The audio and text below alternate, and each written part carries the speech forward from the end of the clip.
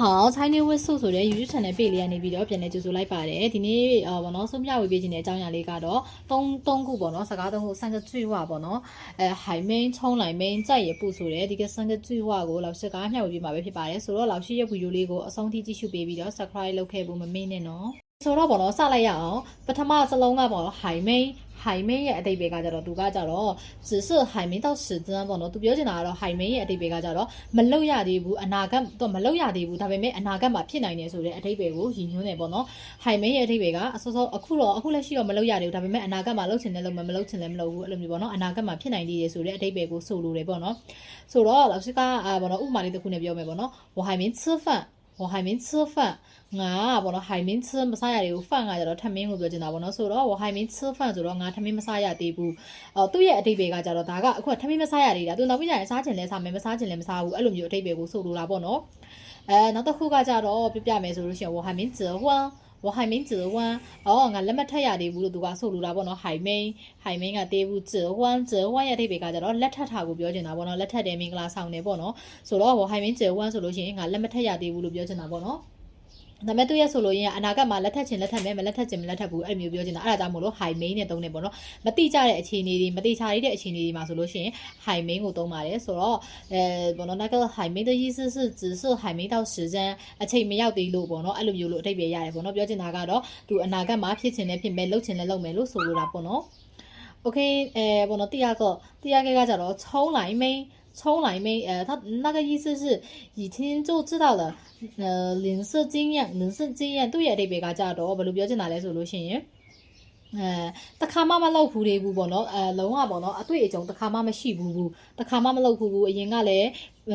မလောက်ဘူးအခုလည်းမလောက်ဘူးလေအတွေ့အကြုံတခါမှမရှိဘူးတဲ့အခါမှာဆိုလို့ရှိရင်冲来妹နဲ့တုံးတယ်ပေါ့နော်冲来妹နဲ့တုံးတယ်အဲ့လိုဟာအဲ့ဒီပေါ့နော်အဲ့冲来妹ကိုဘယ်လိုမျိုးတုံးလဲဆိုတာလေးကိုဥပမာပြပြမယ်ပေါ့နော်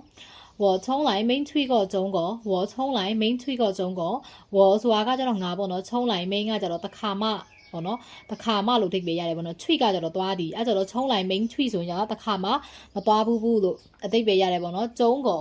ကကြတော့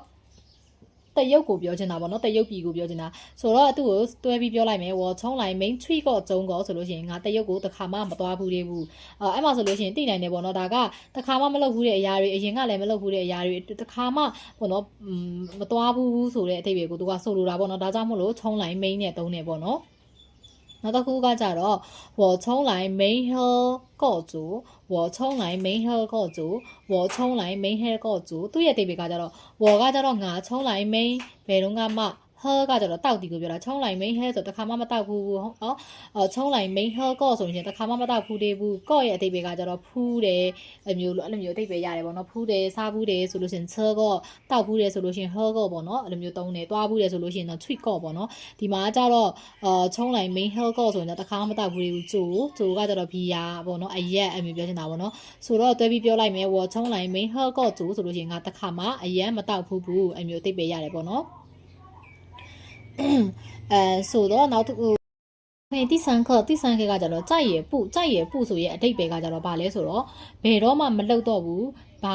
ထပ်ပြီးတော့မလုပ်တော့ဘူးဆိုတဲ့အရာတွေမှာသုံးတယ်ပြီးပြပြတာညင်းဆိုတယ်ပြပြတာဆုံးဖြတ်ချက်ချတဲ့အခါမှာဆိုလို့ရှိရင်再也不ကိုသုံးပါတယ်เนาะအဲ့ဒါလို့တခြားမှတ်ထားပြီးမယ်เนาะ再也不ကိုဘယ်လိုအခြေအနေမျိုးမှာသုံးလဲဆိုလို့ရှိရင်ဘယ်တော့မှထပ်မလုပ်တော့ပြပြတာဆုံးဖြတ်တယ်ဘယ်လိုလုံးဝပြတ်သားပြီဆိုတဲ့အခြေအနေတွေမှာဆိုလို့ရှိရင်再也不ကိုသုံးပါတယ်အဲ့ဒါလေးကိုဥပမာနဲ့ပြပေးမယ်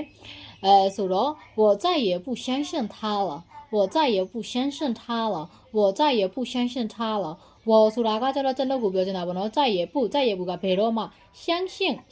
ရဲ့အဓိပ္ပာယ်ကကျတော့ယုံကြည်သည်ပေါ့နော်ယုံကြည်သည်ကိုကတစ်ဖက်လူယုံကြည်တဲ့အခါမျိုးမှာသုံးတာပေါ့နော်ယုံကြည်သည်他ဆိုတော့သူ့ကိုပြောချင်တာပေါ့နော်ဥပမာအနေနဲ့သုံးလိုက်တာပေါ့နော်我再也不相信他了再也不相信တော့ထပ်ပြီးတော့မယုံကြည်တော့ဘူး他ကကျတော့သူ့ကိုပြောချင်တာပေါ့နော်ငါသူ့ကိုထပ်ပြီးတော့ဘယ်တော့မှမယုံကြည်တော့ဘူးဆိုတဲ့အခါမှာ我再也不相信他了ဆိုပြီးတော့သုံးပါတယ်နောက်တစ်ခုကကျတော့我再也不熬夜了我再也不熬熬夜了我再也不熬夜了都ရဲ့အဓိပ္ပာယ်ကကြတော့ဝကကြတော့ငါပေါ့နော်再也不ကကြတော့ထပ်ပြီးတော့熬夜ကကြတော့ညနဲ့အထိနေဒီဥမာဆိုလို့ရှိရင်ည12နာရီတနာရီအထိအဲ့လိုမျိုးနေရပေါ့နော်အဲ့ဒါကိုည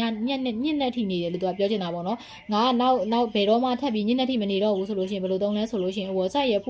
熬夜了我再也不熬夜了အဲ့လိုမျိုးသုံးလို့ရတယ်ပေါ့နော်နောက်တစ်ခုကကြတော့ငါသူ့ကိုဘယ်တော့မှထပ်မချစ်တော့ဘူးဆိုလို့ရှိရင်ကြတော့我再也不爱他了我再也不爱他了အဲ့လိုသုံးလို့ရတယ်ပေါ့နော်我ကကြတော့ငါ再也不ကကြတော့ထပ်ပြီးတော့ဘယ်တော့မှအိုက်ကကြတော့ချစ်တာကိုပြောချင်တာပေါ့နော်我再也不爱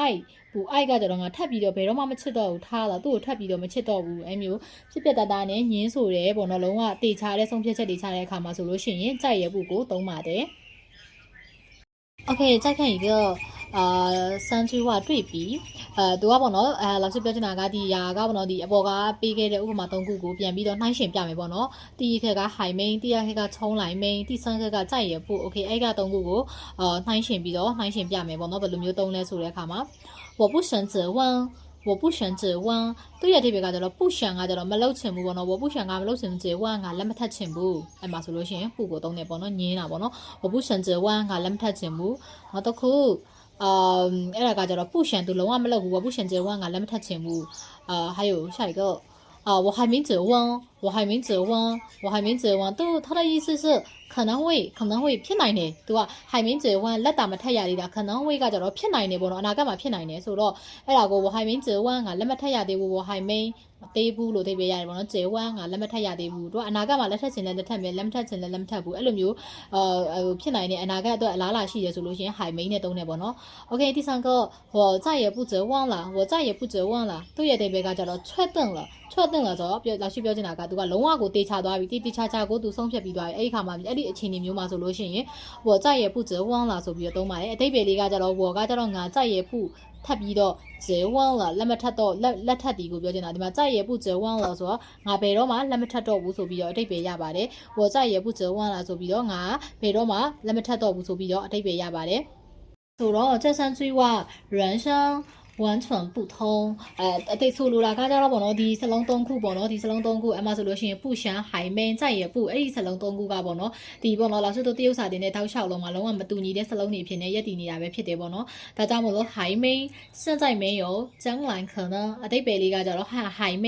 သေးဘူးပေါ့နော်အခုကတော့မဖြစ်သေးဘူးဒါပေမဲ့အနာဂတ်မှာဖြစ်နိုင်တယ်ဖြစ်ချင်းဖြစ်မဖြစ်ချင်းမျိုးအဲ့ဒီခါမှာဆိုလို့ရှိရင်海明ကိုသုံးရပါမယ်冲来明过去仪式都没有过去仪式都没有သူ့ရဲ့အတိတ်ပဲလေးကကြတော့冲来明ဘယ်တော့မှဒါကကြတော့တစ်ခါမှမလုပ်ဘူးတစ်ခါမှအတွေ့အကြုံမရှိဘူးတဲ့အခါမှာဆိုလို့ရှိရင်冲来明ကိုသုံးပါတယ် OK နောက်တစ်ခု再也不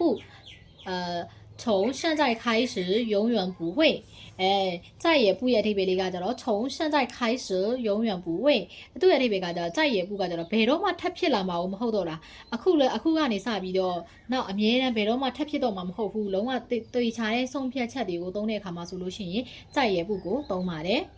ပေါ့နော်ဆိုတော့ဒီနေ့ဆုံးဖြတ်ဝေပေးထားတဲ့海明冲来明再也不ဒီပေါ့နော်စံကကျွေးဝရဲ့အတိတ်ပဲလေးကပေါ့နော်ဘယ်လိုမျိုးသုံးရတယ်ဘယ်လိုအချိန်ခါမျိုးတွေမှာသုံးရမလဲဆိုတာကိုအားလုံးပဲနားလည်ကြလိမ့်မယ်လို့ဆိုကမျှော်လင့်နေပေါ့နော်ဒါကြောင့်နောက်ထပ်ဗီဒီယိုတွေမှာလည်းစုကပုံမသုံးဝင်တဲ့ grammar pattern တွေနဲ့စိတ်ဝင်စားတဲ့အကြောင်းအရာလေးတွေကိုအမြဲမျှဝေပေးသွားမှာဖြစ်လို့ဆိုရဲ့ဒီ YouTube channel အကောင့်ကလေးကိုအမြဲတမ်းစောင့်ကြည့်ဖို့မမေ့နဲ့နော်နောက်ဗီဒီယိုတွေမှာပြန်တွေ့ကြမယ်ဆက်စကြိုက်ကြ